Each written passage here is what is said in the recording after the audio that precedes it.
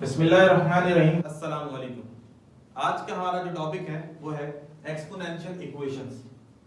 Exponential equations को किस तरह से सॉल्व किया जाता है, चलिए आज हम सीखेंगे कि अगर एक्सपोनेंशियल इक्वेशंस हो तो उसमें अननोन वेरिएबल जो होता है उसकी वैल्यू को किस तरह से फाइंड आउट किया जाता है। ऐसी इक्वेशंस जिसमें हमारी जो टर्म हो वो विद एक्सपोनेंट मौजूद, यानी कि जो टर्म मौजूद है वो एक्सपोनेंट के साथ, एक्सपोनेंट मतलब पावर के साथ मौजूद है। और पावर में खास बात यह है कि इस दफा पावर में वेरिएबल मौजूद है। कुछ एक्सपोनेंट मौजूद होता था, जैसे मिसाल के तौर पे 2x²। तो जनाबे मोहतरम इसमें और इसमें फर्क है। क्या फर्क है? ये क्वाड्रेटिक इक्वेशन कहलाती थी। क्यों कहलाती थी? क्योंकि इसमें वेरिएबल की पावर 2 है। लेकिन यहाँ पे क्या मसला आ गया? यहाँ पे मसला ये है कि यहाँ पे जो इसकी बेस है वो वेरिएबल नहीं है, वो तो खुद एक कांस्टेंट है। और कांस्टेंट की पावर में इस दफा वेरिएबल आया है, is called exponential equation. Clear हो गई बात? तो इसको सॉल्व करना शुरू करते हैं।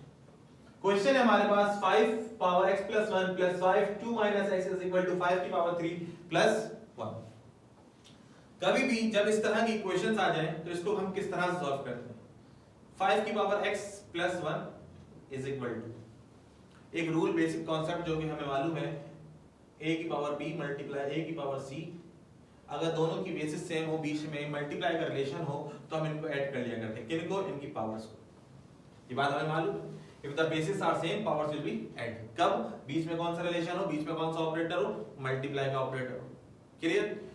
अगर हम इसके एंटी की बात करें, एंटी से मुराद ये है कि ये तो हमने सब करके लिख दिया। अगर इनकी पावर्स को ब्रेक करना हो तो कर सकते हैं। बीच में क्या लगाना पड़ेगा? मल्टीप्लाई। तो ये तो वही बात है, ये दोनों के वाइस वर्सा है। ऐसे लिखा हो तो ऐसे लिख सकते हो, ऐसे लिखा हो तो ऐसे लिख सकते हो, दोनों में कोई फर्क नहीं है। अब जैसे ये लिखा है 5 की पावर x + 1, इसको हम कैसे लिख सकते हैं? 5 की पावर x × 5 की पावर। बात आ रही है समझ में? ये हमने क्या करके लिख दिया? हमने इसकी पावर्स को ब्रेक करके लिख दिया। 5 की पावर x × 5 की पावर 1, 5 की पावर 2 × 5 की पावर -x = 1। 5 क्यूब, तो 5 क्यूब किसके बराबर होता है? 5 को 3 टाइम्स मल्टीप्लाई कीजिए तो आंसर आएगा 125। उसके बाद क्या लिखा हुआ है? +1, तो इन दोनों को प्लस कीजिए 126। क्लियर हो गई? आगे बढ़ने से पहले फिर एक बेसिक कॉन्सेप्ट को समझते हैं। a × b की पावर -2। अगर हम चाहते हैं कि हमारा आंसर जो है वो हमेशा पॉजिटिव पावर में आए तो हम इसको क्या करें? इसकी पावर पॉजिटिव कैसे बना सकते हैं? तो इसका आसान सा तरीका ये किस रिलेशन में? मल्टीप्लाई। अगर हम इसको डिवाइड के रिलेशन में ले आएंगे तो इसकी पावर क्या हो जाएगी? पॉजिटिव, यानी कैसे? बात आ गई समझ में?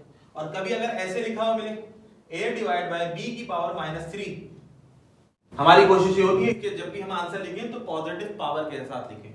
अब इस पावर को पॉजिटिव कैसे बना सकते हैं?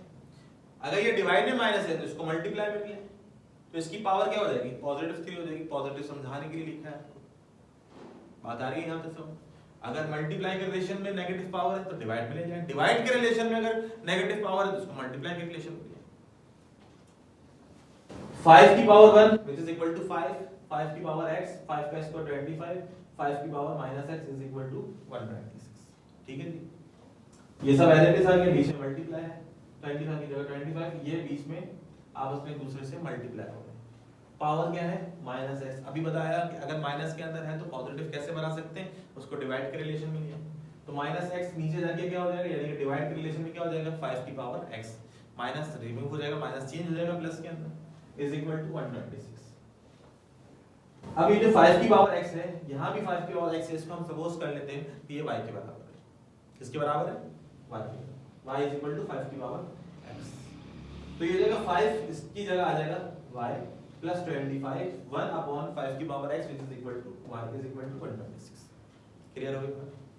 इस 25 को 1 से मल्टीप्लाई करें तो ये आ जाएगा 25/y = 126। अब इसके नीचे क्या मौजूद है? 1 मौजूद है। 1 और y का एलसीएम लीजिए तो y आ जाएगा। 5 को y से कीजिए तो 5y², 1 को 25 से कीजिए 25। खैर ये एलसीएम है, ये आपको आना चाहिए। ये डिवाइड बाय y, इसको यहाँ शिफ्ट करवाइए, मल्टीप्लाई हो जाएगा। इस 126 को यहाँ लेकर आइए, -126 हो जाएगा। जब एक क्वाड्रेटिक इक्वेशन बन गई, जब क्वाड्रेटिक इक्वेशन बन जाती है तो हम इसके मिडिल टर्म ब्रेक फैक्टर से फैक्टर बना लेंगे। हमने फैक्टर बनाए तो आंसर आया 5y - 1 y - 25 = 0। दो फैक्टर बन गए।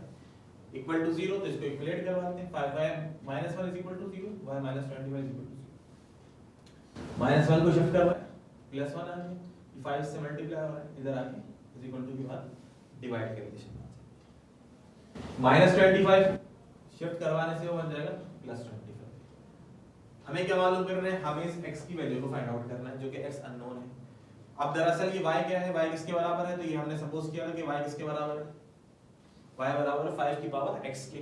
तो इस y की जगह क्या पुट कर दें, ऐसे ही ये y लिखा हुआ है, इस y की जगह पर 5 की power x। Let's suppose a की power b is equal to a की पावर c। अगर दोनों की बेसिस सेम हो और बीच में इज इक्वल टू का साइन हो, अगर दोनों की बेसिस सेम हो, इन दोनों की बात हो रही है, अगर इन दोनों की बेसिस सेम हो, बीच में इज इक्वल टू का साइन हो, तो इनकी पावर्स को इक्वल कंसीडर किया जाता है, यानी कि ये हो जाएगा b is equal to c। Next rule, next basic concept, x की power a is equal to y की पावर a।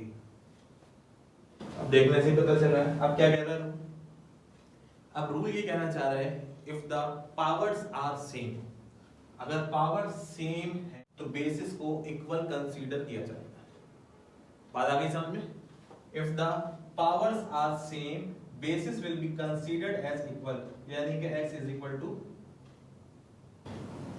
इन दोनों रूल्स का इस्तेमाल हमें इन क्वेश्चन में करना होगा, इस वजह से इन दोनों रूल्स को याद रखिए।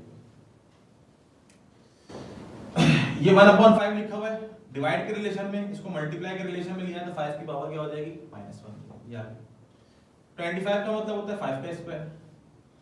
ऐसा क्यों करा, ऐसा इसलिए करा ताकि इसकी बेस और इसकी बेस क्या हो जाए सेम। जब बेसिस सेम हो जाएंगे तो पावर को क्या माना जाएगा बराबर, तो x किसके बराबर आया -1। 5 की power x is equal to 5 का स्क्वायर, दोनों की बेसिस क्या है सेम, जब सेम है तो पावर को क्या माना जाएगा इक्वल कंसीडर, तो x किसके बराबर आया। सॉल्यूशन सेट में x की वैल्यू आई -1 एंड 2। तो अब शुरू करते हैं नेक्स्ट क्वेश्चन। 5 की power 2x minus 5x plus 3, ये हमारे पास x प्लस 3 लिखा, plus 125 is equal to 5 to the power x। Clear? पहले क्या करें, पावर्स को ब्रेक कर दें। अब पावर को किस तरह से ब्रेक किया जाएगा इसको समझ लेते हैं। ये क्या लिखा हुआ है 5 की पावर 2x, 5 की पावर 2x को क्या हम ऐसे लिख सकते हैं? जी हाँ बिल्कुल लिख सकते हैं, क्योंकि ये बात हमें मालूम है कि पावर पे दोबारा से पावर आ जाए विद ब्रैकेट्स, तो ये दोनों पावर आपस में एक दूसरे से मल्टीप्लाई होती है, तो जब मल्टीप्लाई हो जाएंगी 2 को x से मल्टीप्लाई करेंगे तो क्या आ जाएगा 2x आ जाएगा। ऐसा क्यों लिखा, ऐसा इसलिए लिखा ताकि ये भी क्या बन जाए 5 की पावर x और ये भी क्या बन जाए हमारे पास 5 की पावर x, दोनों सेम हो जाए। दोनों सेम हो जाएंगे तो उसको सपोजिशन करने में आसानी हो जाएगी, तो यहाँ पे हमने यही करा, इसकी पावर्स को ब्रेक कर दी, x प्लस 3, एक दफा x और एक दफा 3 और बीच में मल्टीप्लाई का रिलेशन, मल्टीप्लाई का operator, plus 125 is equal to 5 की पावर x।